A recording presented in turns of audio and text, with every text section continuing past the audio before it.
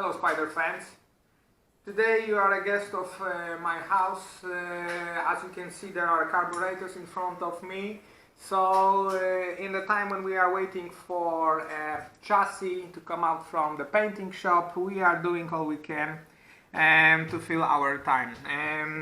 Today, carburetors for the beginners. I'm absolutely not an expert in terms of refurbishment. But I have done some of them, they are working, so we are starting our work with the one for the Fiat. Starting, why there are several of them. So my Fiat is 1979 2.0 liter with eco-friendly stuff, the anti-pollution system. This is the reason why it has got one of the smallest carburetor, actually the smallest one, available for that kind of Fiat. So this is the one that was originally put in my Fiat. This is the reason, this is one of the reasons why the Fiat has only 80 something brake horsepower.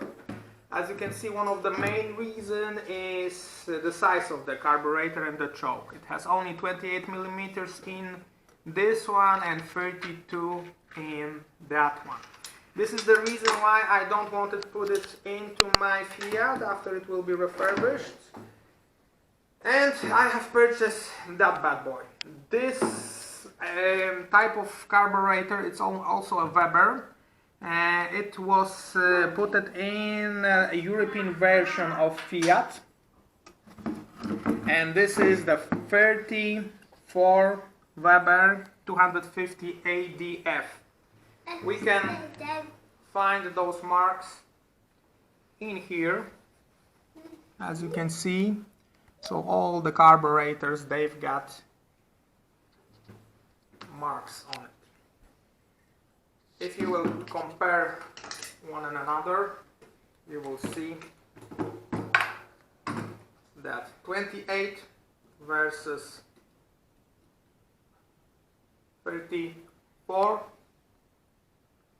and 34. So much bigger comparing to the original one. As you know, I already have a manifold for 2 Delorte or 2 Webers. Just to show you a difference, this one chokes is 40 millimeter, starting from 28, 34 up to 40. So the difference is huge.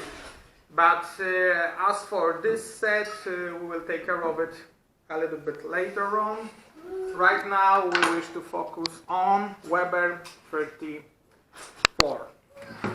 Actually, this is a kind of hard to combine carburetor already. If it's available on the market, they are pretty expensive. But I was a lucky guy and I purchased that for around $28. The only reason was that it was a little bit damaged. As you can see, the pipe is missing in here and there is a small hosing crack. However, all the pipes besides that are just okay. And the good information is that we will use that cover for a replacement, so it will be 100% functional. Is it worth to buy an old one that need to be refurbished? In my opinion, yes. You can purchase them in pretty decent prices. And from my point of view, what's the most important thing is the loose on those plates. As you can see, it is worth to check if there is no loose in here, and you can check in case the loose appeared in here. There are some marks that the flaps are leaving on the hosing. So whenever you are planning to buy an old and tired carburetor, it is good to check whether those parameters are okay. In case there are some loose parts in here, it is better to give it away to a specialist. In case there are no loose parts in here, you can try to refurbish it by your own. So let's get started. Okay, so my son has joined us and we are starting our work with the carburetor. As you can see, it is really extremely dirty. Probably it was a kind of anchor pulled out from some swamp or other lake. So okay, let's get started. I will try to, in the first place, I will try to remove everything that is all around the carburetor. Actually, that one was, this one is a little bit damaged. I know from the previous owner that it fell out from the shelf, and this is the reason why those damages appeared. So unfortunately, this one is damaged as well. Okay, we will start piece by piece by piece, just to make sure that everything will be on bills. Okay.